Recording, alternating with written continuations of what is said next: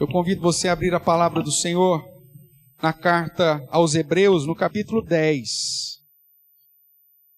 Texto que nós temos trabalhado aí já há algum tempo. E nós estamos no capítulo 10, na perícope que vai do verso 19 até o final do capítulo, que é o verso 39. Mas nós estamos indo verso a verso, pelo menos nesses primeiros 5 versos aqui da perícope, e depois usando alguns versículos para fundamentar aí os outros pontos que tenho chamado. Nós estamos aqui na terceira parte, então, de Hebreus capítulo 10, do verso 19 a 39. Já lemos parte dele. Hoje, nós vamos ler do verso 19 até o verso de número 24 apenas. Diz assim, pois, a palavra do nosso Deus. Acompanhe a leitura que farei. Hebreus capítulo 10, verso 19. Tendo, pois, irmãos, intrepidez para entrar no Santo dos Santos, pelo sangue de Jesus, pelo novo e vivo caminho que ele nos consagrou pelo véu, isso é, pela sua carne, e tendo grande sacerdote sobre a casa de Deus, primeiro, aproximemo-nos com sincero coração, em plena certeza de fé, tendo o coração purificado de má consciência e lavado o corpo com água pura. Segundo, guardemos firme a nossa ou a confissão da esperança, sem vacilar, pois quem fez a promessa é fiel. Terceiro, consideremo-nos também uns aos outros para nos estimularmos ao amor e às boas obras. Oremos mais uma vez. Ó Pai, nós te damos graças pela leitura da Tua palavra, Deus, pelo culto que nós temos o privilégio de prestar ao Senhor, pela ação, ó Deus, do Teu Santo Espírito que nos ilumina e nos conduz à Tua verdade. Te damos graças pela obra realizada por Jesus Cristo, que abriu esse novo e vivo caminho através do seu sacrifício, nos dando livre acesso a Ti, ó Pai. Por isso, tenha misericórdia de nós e, apesar de nós mesmos, fale ao nosso coração. Que, apesar de mim, o Senhor me use para a honra e glória do Teu nome, para minha própria edificação, mas principalmente, ó Deus, para a edificação dos meus irmãos, das minhas irmãs, para que possamos aprender mais de Ti, da Tua vontade, e sermos tocados pelo Teu Santo Espírito, ó Deus, de uma maneira poderosa, para que possamos, firmados na obra de Cristo, cumprirmos com aquilo que o Senhor espera de cada um de nós. É o que nós clamamos, no nome santo, poderoso de Jesus Cristo. Amém.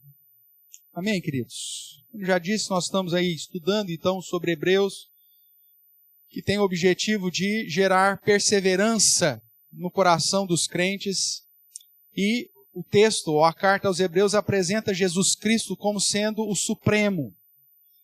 Ele apresenta Jesus Cristo como nosso grande sumo sacerdote, segundo a ordem eterna do sacerdócio de Melquisedeque, aquele sacerdócio que não tem princípio de dias nem fim, e que aponta para a eternidade do sacerdócio de Cristo.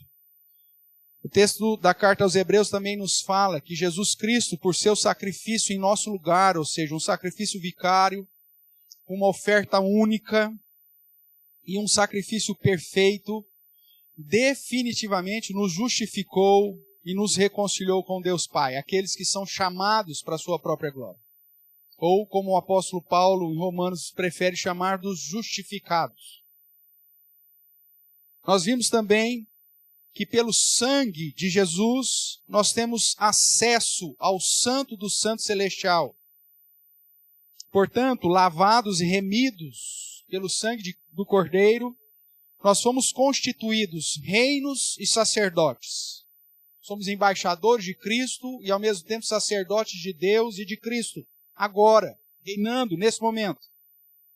E por isso, com intrepidez nós podemos nos a chegar à presença de Deus, e é justamente isso que está tratando Hebreus capítulo 10.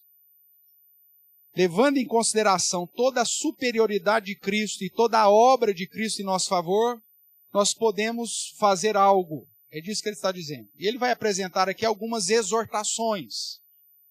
Essas que já começamos a tratar.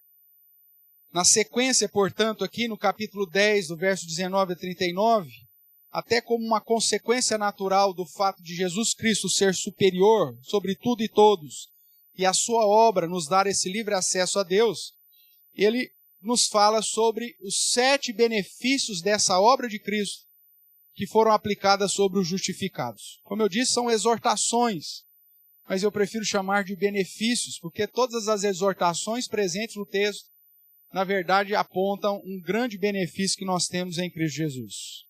E aí, com alguns verbos, ele vai nos apresentar. Obviamente que alguns teólogos vão olhar aqui para o verso 24, que é o que nós lemos por último, e dizer que o restante da perícope, do verso 25 até o 39, é uma consequência natural desse verso 24.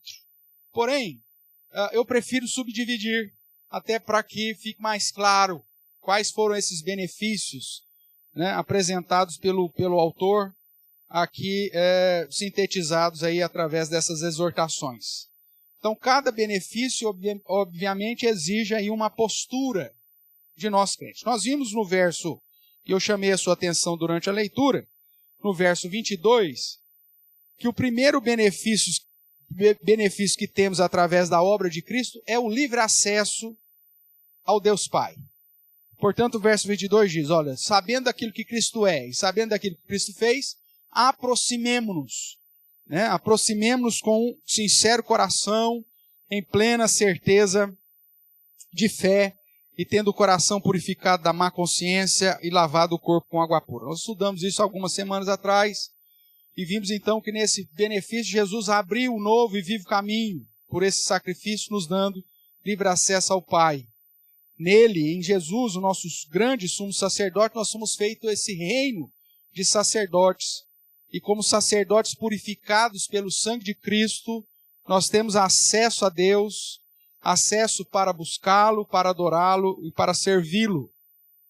O segundo benefício que nós já também estudamos, que está no verso de número 23, é guardemos firme a confissão da esperança. Ou seja, o próprio fato de confessar a Cristo e a esperança que temos em Cristo, como foi lido também aqui no início do nosso culto, lá em 1 Tessalonicenses, né, como uma das características dos eleitos de Deus, essa firme esperança em Cristo.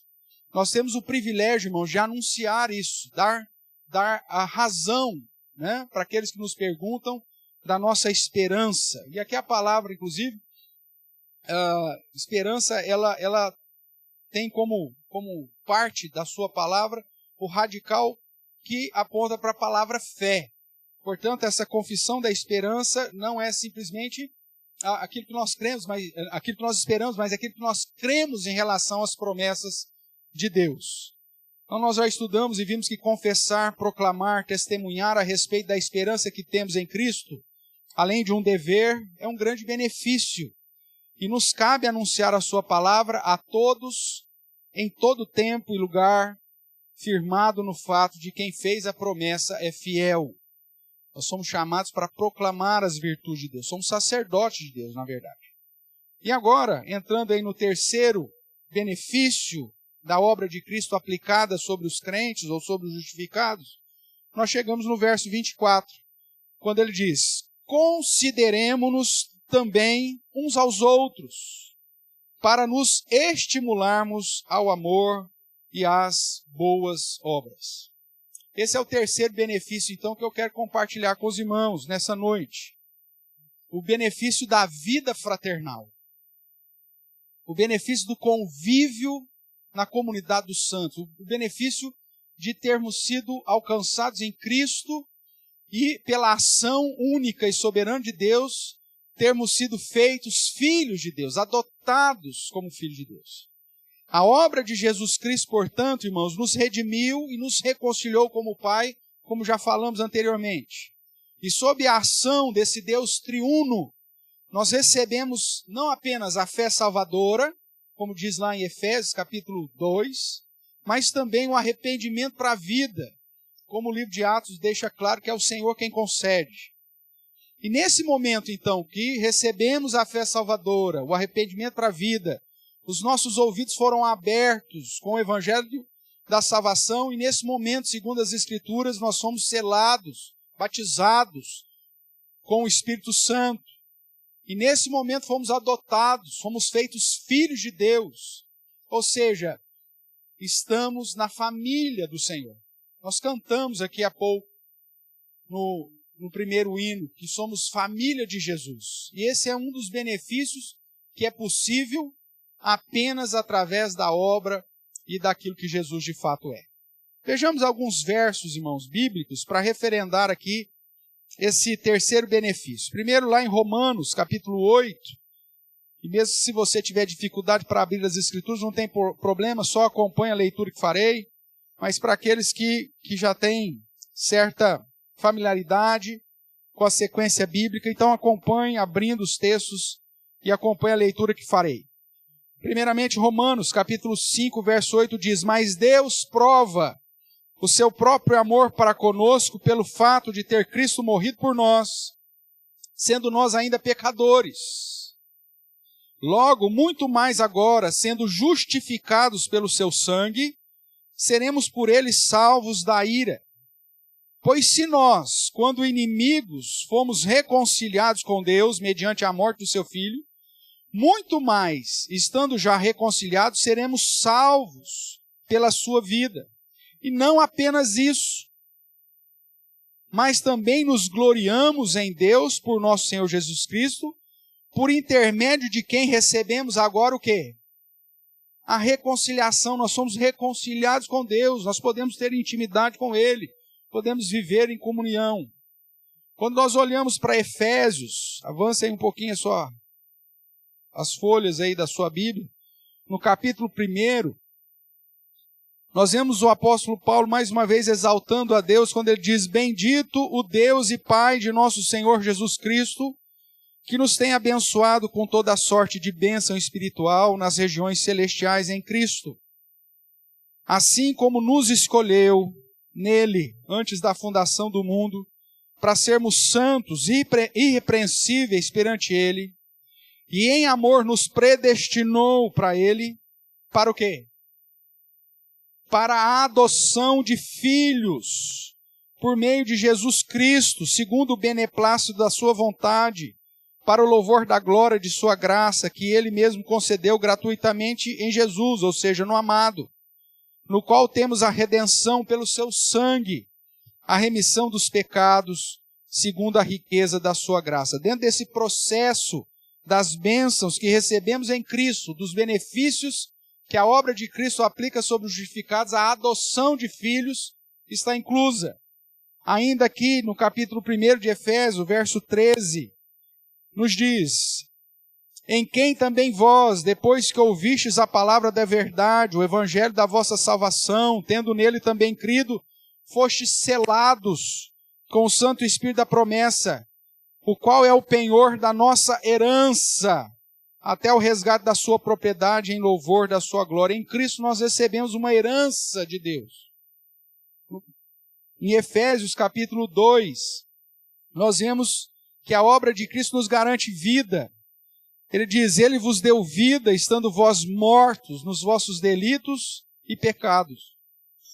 E o verso 8 diz: Porque pela graça sois salvos mediante a fé, isso não vem de vós, é dom de Deus, não de obras, para que ninguém se glorie.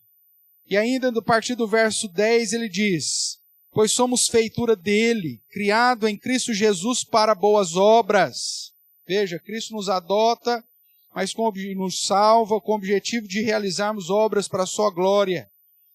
Pois somos feitura dele, criados em Cristo Jesus para as boas obras, as quais Deus de antemão preparou para que andássemos nela. Portanto, lembrai-vos de que outrora vós, gentios na carne, chamados em circuncisão por aqueles que se intitulam circuncisos na carne, por mãos humanas. Naquele tempo estáveis sem Cristo. Presta atenção nessa expressão agora. Separados de quem? Separados da comunidade de Israel. Estranhos às alianças da promessa, não tendo o quê? Esperança e sem Deus no mundo. Assim éramos antes de Cristo, irmãos.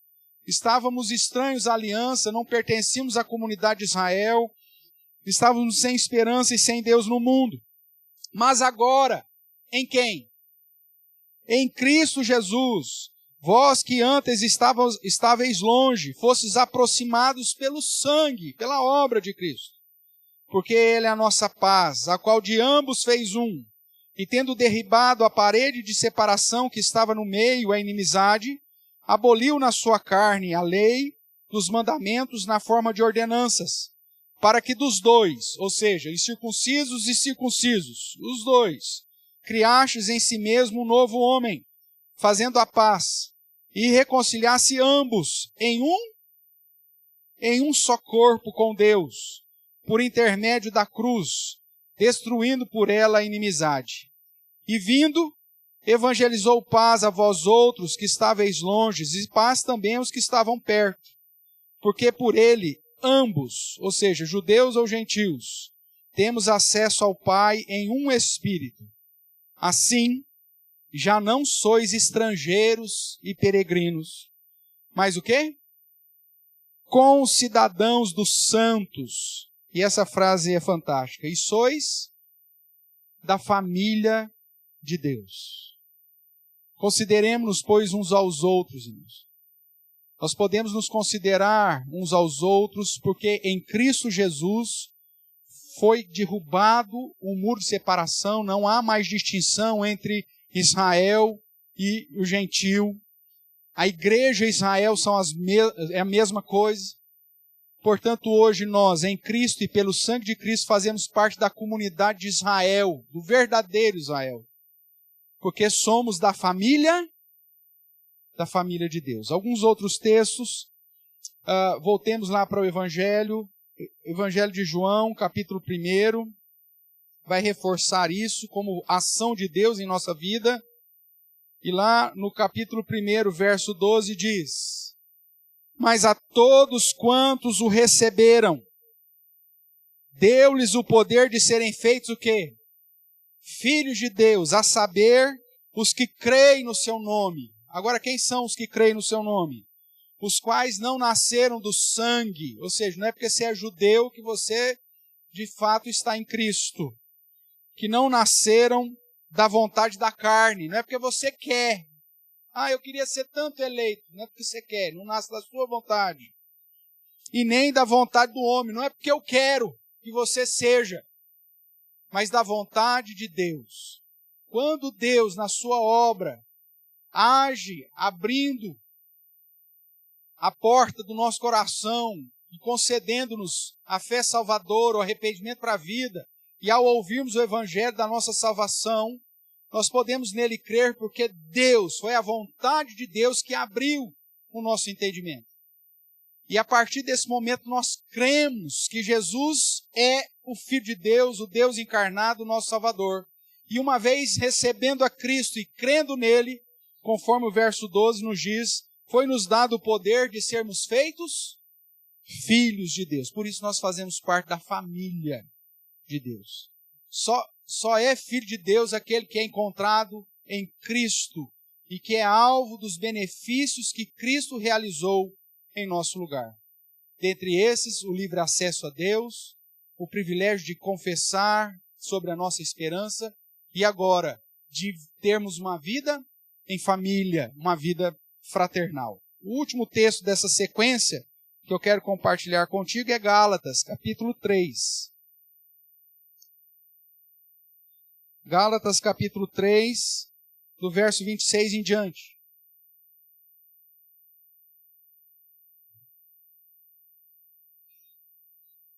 Gálatas 3, 26 vai nos dizer assim: pois todos vós sois filhos de Deus, mediante o quê?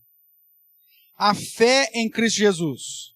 Porque todos quanto fostes batizados em Cristo, de Cristo vos revestistes, dessarte, ou sendo assim, não pode haver judeu nem grego, nem escravo nem liberto, nem homem nem mulher, porque todos vós sois um em Cristo Jesus. Presta atenção no verso 29.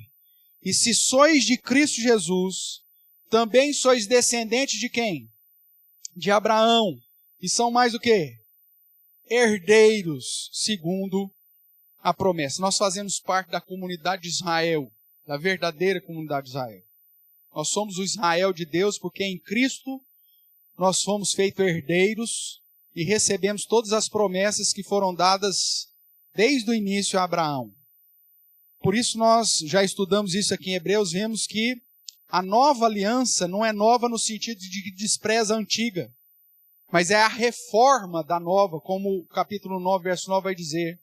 Porque a aliança feita aos antigos, aos primeiros pais, era uma aliança que servia de sombra, de parábola para aquilo que nós vivemos em Cristo. Mas todos aqueles que creem em Cristo como seu único, suficiente Salvador e Senhor, e que tem nele esse grande sumo sacerdote, foi dado a esses o poder de serem feitos filhos de Deus. Nós somos adotados por Deus e, consequentemente, fazemos parte de uma só família, a família de Deus, a comunidade de Israel, ou a comunidade dos santos. Este é o terceiro benefício da obra de Cristo. Nós podemos viver em família, irmãos. Somos irmãos porque Cristo, através da sua obra e através do derramar do seu sangue, nos reconciliou com o Pai, nos justificou diante dele. E todos aqueles que creem na obra de Jesus e se entregam a Cristo, se arrependem e se entregam a Cristo, segundo as Escrituras, foram adotados, receberam o poder de serem feitos filhos de Deus. A vida fraternal, portanto, é esse terceiro benefício, irmãos. E como nós somos irmãos, todos nós fomos alcançados na obra de Cristo, a exigência de Hebreus 10 é: consideremo-nos uns aos outros. A mutualidade, o fato de vivermos em função uns dos outros, ou como o apóstolo Paulo vai chamar a atenção, como se fôssemos um só corpo. É uma exigência, irmãos, para aqueles que vivem em Cristo, mas ao mesmo tempo é um benefício. Sob o preceito, então, de considerarmos uns aos outros, nós temos o benefício de vivermos em família de Deus, como parte do Israel de Deus, e estamos sujeitos às mesmas promessas dadas ao pai Abraão. Para Calvino, reformador, essa exortação de considerarmos uns aos outros focava mais, inclusive, os próprios judeus. Porque naquela época quem estava desprezando os gentios eram justamente os chamados circuncisos, ou os da circuncisão. Então, para ele, essa exortação é uma exortação específica ao judeu devido ao orgulho racial e o fato deles estarem desprezando os gentios. Mas, na verdade, essa exortação que aponta para o benefício da vida em família é uma exortação para todos nós, irmãos. É por isso que, nas cartas gerais, as Escrituras nos advertem de que, como Deus não faz acepção de pessoas, nós também não podemos fazer. Somos todos alcançados em Cristo e famílias de Deus em Cristo Jesus. Porém, diferentemente de Calvino, eu considero, portanto, a presente exortação para todos. Pois não é sem motivo que em outros momentos da Escritura a igreja é advertida, como disse, a não fazer acepção de pessoas. E lá em Pedro especial, Tiago também, não posso fazer acepção de pessoas, seja por raça, ou seja por classe social. Inclusive a exortação lá é o seguinte, quem tem feito mal para vocês são os ricos, não os pobres. Né? E dentro daquela exortação nós somos então convidados a vivermos em igualdade como uma só família, como todos que somos irmãos. Outro ponto importante na exortação aqui de Hebreus, se você quiser voltar para lá, ele vai dizer, Hebreus capítulo 10, verso 24, consideremos-nos também uns aos outros para nos estimularmos. Então, outro ponto importante na exortação de considerarmos uns aos outros é a finalidade. Por que eu vou considerar o outro como meu irmão, ou considerar uns aos outros dentro desse contexto aqui dos benefícios em Cristo? E ele vai dizer, para uma finalidade, para nos estimularmos. E esse termo aqui é um termo importante, é um termo-chave, porque ele pode ser traduzido de uma maneira um tanto diversa. Esse termo, traduzido aqui para o estimular, ele pode ser traduzido por provocar, inclusive apontando para uma contenda aguda, um incitamento ardente ou afetuoso. Calvino sugere uma tradução como fogo de contenda, porque essa é a palavra que está no original. Algo que aponta para a energia, e uma energia cheia de ira. Logo, o termo estimular, para o contexto específico, não é aquele negócio. Pessoal, vamos lá, gente. Pega firme, hein? Jesus morreu por nós, gente. Viva uma vida santa, pelo amor de Deus. Não é isso, não. Ô infeliz, muda de vida. Ô miserável, Cristo morreu na cruz por ti. Foi pago um alto preço. Jesus sofreu a maldição na cruz. Então, acorda, miserável. Viva uma vida de amor e de boas obras. Pare de ficar esquentando o banco. É isso. A palavra estimular aqui é te dar um choque.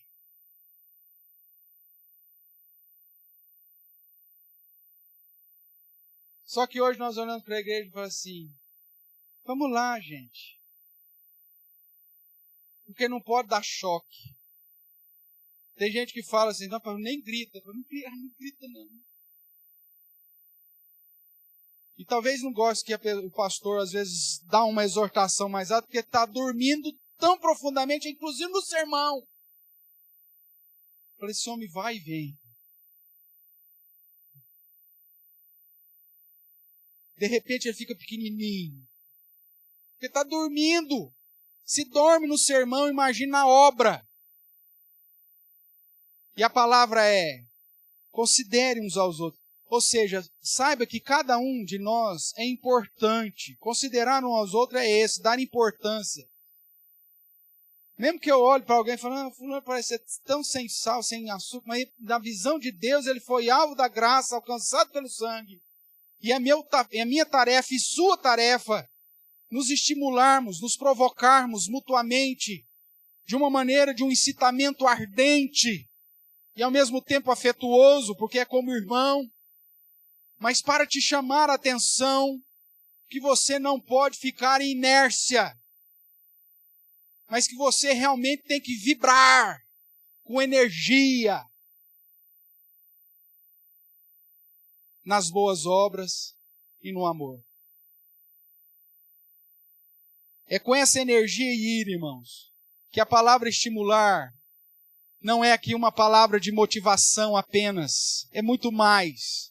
É um chacoalhar, é provocar uma ação, é acordar-nos para a missão.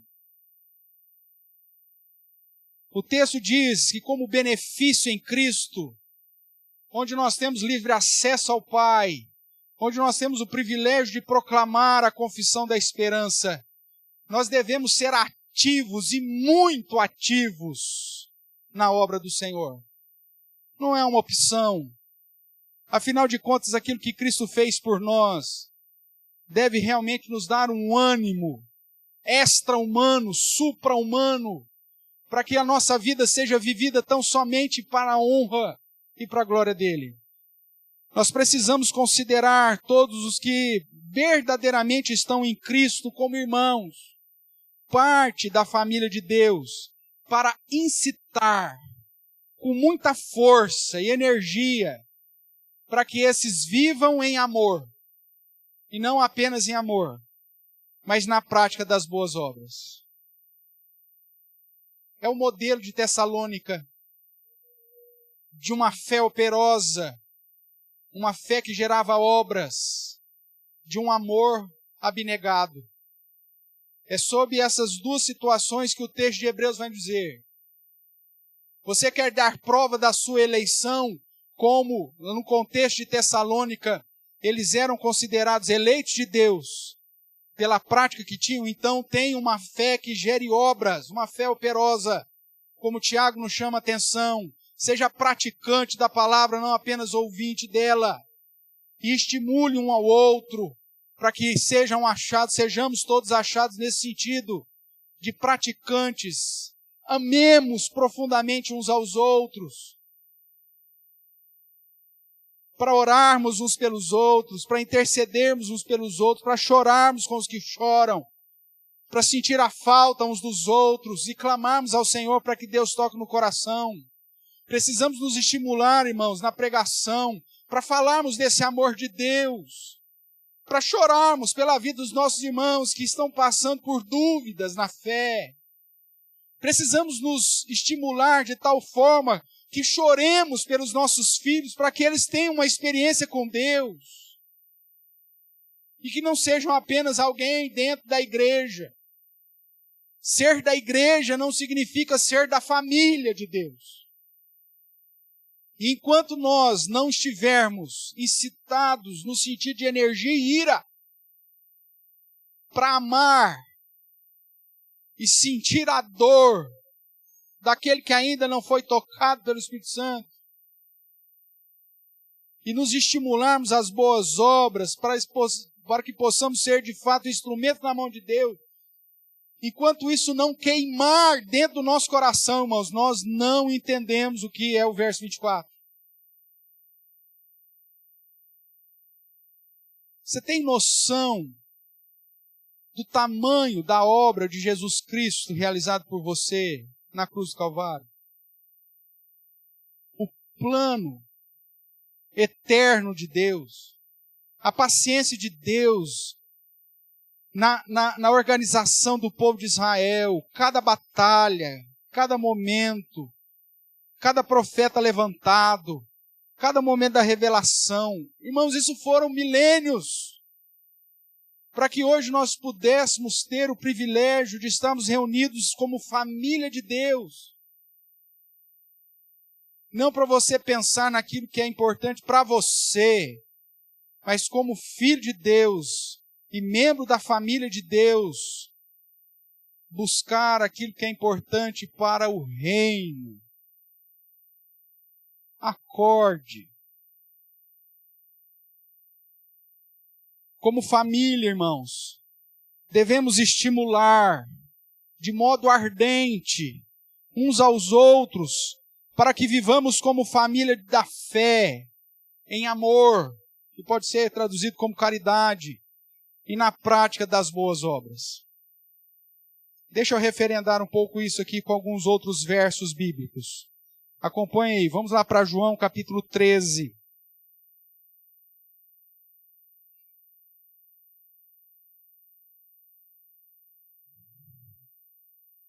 João capítulo 13, verso 34 e 35, nos é dito assim: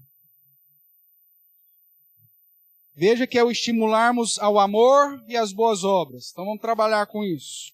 Jesus vai dizer: novo mandamento vos dou, que vos ameis um ao outro, assim como eu vos amei, que também vos ameis uns aos outros. Nisto conhecerão todos que sois o quê? Meus discípulos, se tiverdes amor uns pelos outros. Lá em 1 João 3,16 você vai encontrar, da mesma forma que Cristo deu a sua vida pelos irmãos, nós devemos dar as nossas.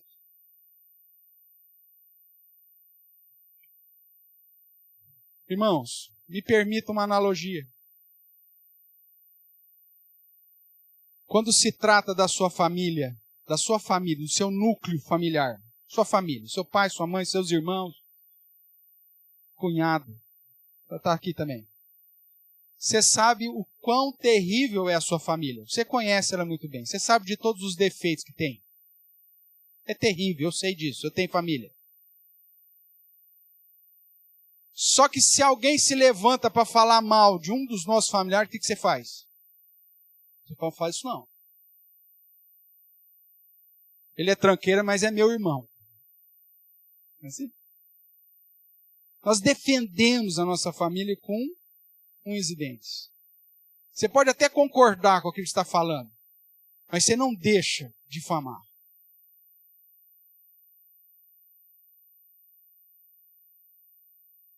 É minha mulher, não fala não. Meu marido, não fala não. Você pode achar que ele seja o que for, mas é ele que põe as coisas dentro de casa. É ele que cuida de mim. Assim, quando nós tratamos do nosso núcleo familiar, irmãos, por mais difícil que seja, a gente até fala, às vezes com abertura, fala, eu sei que ele é difícil, mas é meu. É meu pai, meu irmão, meu tio, é minha tia. Porque nós temos essa tendência de preservar a nossa família.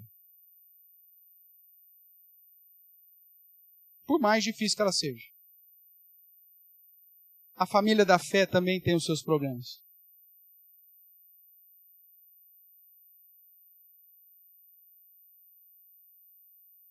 Cada um com a sua característica, sua personalidade. Mas ainda somos a família de Deus. A igreja não é perfeita, é verdade. Mas é aqui que nós somos alimentados, somos tratados. É aqui que temos a oportunidade de crescer e de amar. É aqui que temos a oportunidade de trabalhar juntos. E de pastorearmos mutuamente, de sermos curados mutuamente, como vimos no Salmo 133. É aqui que o Senhor ordena a sua bênção e a vida para sempre. É na comunhão que Ele faz isso. E o padrão que Jesus nos trouxe é que devemos amar uns aos outros como Ele nos amou. Você tem dúvida do amor de Jesus por sua vida? Então, quando você olhar para aquele irmão que você está desprezando muitas vezes, saiba que Jesus também o amou. Da mesma forma que te amou. E mais, te dá uma ordem para que você o ame da mesma forma que Cristo o amou. Eu sei, o pastor Herbert não é fácil. Mas ele também foi alvo do amor de Cristo. Não vou falar de você para não te constranger, mas eu também sei o quão difícil é. Mas nós podemos nos amar, irmãos. Porque Cristo nos amou primeiro. Romanos capítulo 12.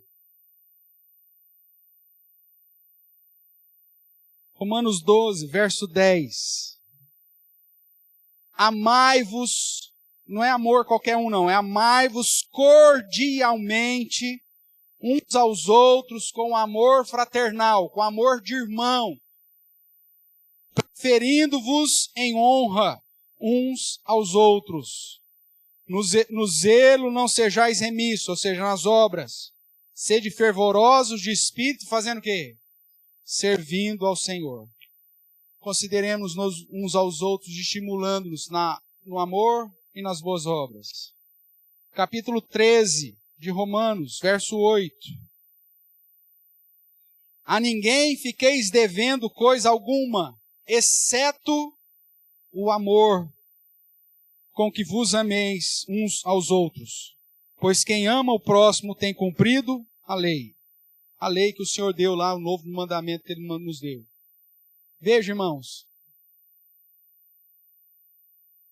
Pesa sobre nós uma dívida ainda. A única dívida que nós devemos ficar uns para com os outros é a dívida do amor. Eu preciso te amar. Porque Cristo me amou primeiro. Efésios, capítulo 2, vai falar das boas obras. Esse texto você conhece muito bem, já citamos várias vezes aqui. Então vá lá comigo para Tiago, capítulo 2.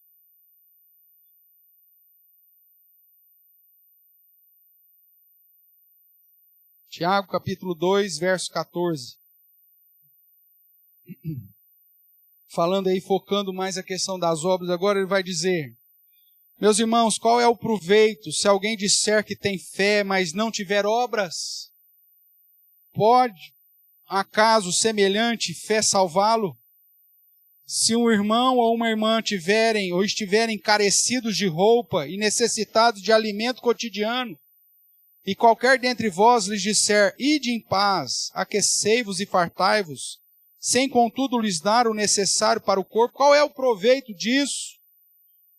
Assim também a fé, se não tiver obras, é morta. E para reforçar esse princípio de que o amor é um amor prático e de socorro, de caridade, por isso que eu pus aí a possibilidade da tradução da palavra amor para caridade, veja o que diz ainda 1 João capítulo 3. 1 João capítulo 3, verso 14 também. 1 João 3,14 diz, nós sabemos que já passamos da morte para a vida, porque amamos os irmãos. Veja, é uma característica da sua eleição, como é dito lá em Tessalônica. O amor fraternal demonstra que você já passou pelo novo nascimento. O amor fraternal, o amor para com os irmãos, mostra que você já foi regenerado. Você passou da morte para a vida. Então nós sabemos que já passamos da morte para a vida porque amamos os irmãos. Aquele que não ama, permanece morto, permanece na morte. Todo aquele que odeia seu irmão é assassino. Ora, vós sabeis que todo assassino não tem vida eterna permanente em si. Nisto conhecemos o amor, que Cristo deu a sua vida por nós. E o que nós devemos fazer? Devemos dar nossa vida pelos irmãos. Ora, aquele que possuir recurso desse mundo e vir a seu irmão padecer necessidade e fechar-lhe o seu coração, como pode permanecer nele o amor de Deus? Por isso, irmãos, somos exortados a amar não só de palavra, mas também de fato. É o que ele vai dizer um pouco mais à frente aqui, né? Verso 18. Filhinhos, não amemos de palavra, nem de boca, nem de língua, mas amemos de fato e de verdade. Voltando no nosso slide, uma vez que nós fomos adotados e participamos da família de Deus, nós devemos ser membros ativos para mantermos essa vida fraternal, cheio de amor e de boas obras. O convívio, irmãos, o considerar uns aos outros, você sabe que é uma das marcas da Igreja Presbiteriana Real Aliança. Quando nós chegamos aqui há 5 anos atrás, você não sabia nem o nome de 10% da igreja.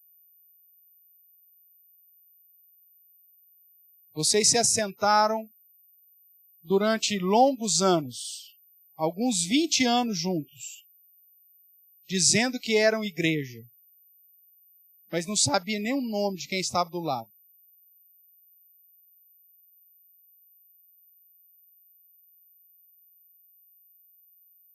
Vocês não tinham interação uns com os outros.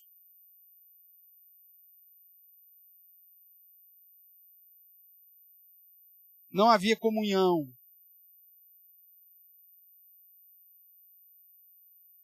Dentro de uma prática farisaica, um chamava o outro de meu querido irmão. Oi, meu querido irmão. Qual que é o nome dele? Não sei.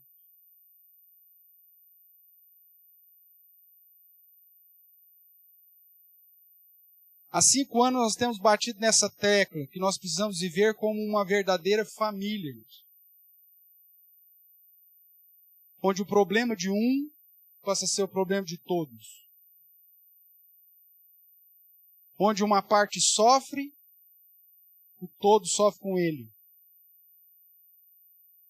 Onde nós nos dispomos a nos reunir para orar em favor uns dos outros, mesmo que você não venha.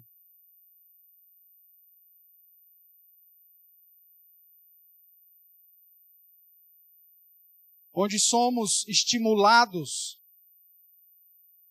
a interagirmos. Porque isso é igreja, irmãos.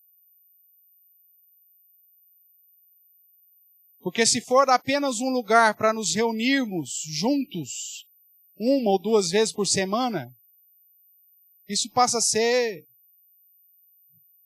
uma comunidade de autoajuda. E nem nesse centro de autoajuda, muitas vezes, não vemos uma informalidade como vemos em muitas igrejas por aí. Porque quando você vai num centro de autoajuda, a primeira coisa que você faz é: meu nome é fulano, eu sou alcoólatra, bebo há 23 anos. Não é assim que eles fazem? Primeira reunião que o cara chega lá. Os alcoólatras anônimos, os narcóticos anônimos, os neuróticos anônimos, os anônimos dos anônimos, todos eles, quando se reúnem, a primeira coisa que eles fazem é interagir, saber quem é. Na igreja, muitas vezes a pessoa entra e vai embora e ninguém sabe nem o nome. Isso é vida cristã, irmãos? Isso é vida em igreja? Não é. Nós podemos ser um belo grupo, mas se não vivermos na perspectiva da obra de Cristo, do amor dele que nos alcançou, para expressarmos esse amor fraternal em relação aos outros, nós não entendemos nada. Cristo fez o que fez por nós, nos adotou, nos fez parte da família de Deus, para sermos membros ativos nessa vida fraternal, cheia de amor e de boas obras. Concluindo, irmãos, nós somos um só povo, uma só família, uma só igreja, um só Israel de Deus, mediante a fé em Jesus. Dessarte não há mais distinção, como Paulo diz, entre judeu e gentil, entre rico e pobre, entre homem e mulher, pois somos um em Cristo, nosso Deus, Senhor e nosso irmão mais velho. Como família, somos exortados a termos máxima consideração uns para com os outros e estimularmos de modo ardente o amor mútuo e a prática das boas obras para a glória daquele que nos adotou, para a glória do Pai. Nós fomos reconciliados por Cristo, irmãos, para vivermos reconciliados com o Pai e com os demais irmãos em vida fraternal. E eu termino o sermão dessa noite convidando você a ler comigo o registro do apóstolo Paulo aos Colossenses, no capítulo 3, que em paralelo ao texto de Tessalonicenses, vai nos citar algumas práticas do amor fraternal que corrobora para confirmar a minha eleição, o fato de eu ser justificado e eleito por Deus. Colossenses capítulo 3, verso 12, ele vai dizer assim: revesti-vos, pois, como eleitos de Deus. Você quer saber se você é eleito de Deus, santo e amado? Então você tem que se revestir disso. Vamos lá. Revesti-vos, pois, como eleitos de Deus, santos e amados, de ternos afetos de misericórdia, de bondade, de humildade, de mansidão, de longanimidade, de paciência. Suportai-vos uns aos outros. Ai, pastor, não suporto fulano de tal. Você está morto. Porque se você passou pela nova vida, você ama. Mesmo fulano de tal. Eu sei quanto ele é difícil. Mas se Cristo o amou, você também deve amá-lo. Suportai-vos uns aos outros. Perdoai-vos mutuamente. Ah, pastor, isso é imperdoável. Tá bom, o seu pecado também o era. E mesmo assim Cristo fez e pagou. Por isso que ele vai dizer aqui na sequência: perdoai-vos mutuamente, caso alguém tenha motivo de queixa contra outro. Assim como o Senhor vos perdoou, o que você faz? Assim também perdoai vós. Acima de tudo isso, porém, esteja o quê? o amor, que é o vínculo da perfeição.